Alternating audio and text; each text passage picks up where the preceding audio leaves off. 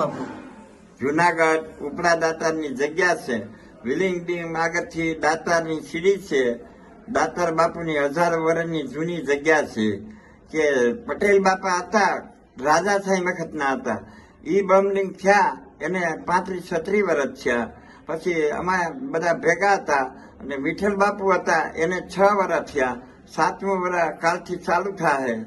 તો આજે વર્ષોથી આ જગ્યામાં અમે આસનશીલ જગ્યા ગણાય. કોઈ પણ જગ્યાના મન પટેલ બાપા, વિઠ્ઠલ બાપુ કે આજે હું 35-40 વર્ષ થયા કોઈ દિવસ સીડી ઉતરીને પગથિયા ઉતર્યા ન હોય.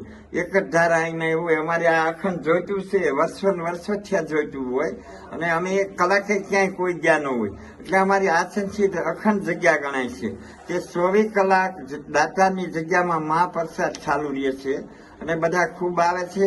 અને આજે વિઠ્ઠલ બાપુની બમલિંગ થયા ને 6 વર્ષ થયા તો પુણ્યતિથિ છે.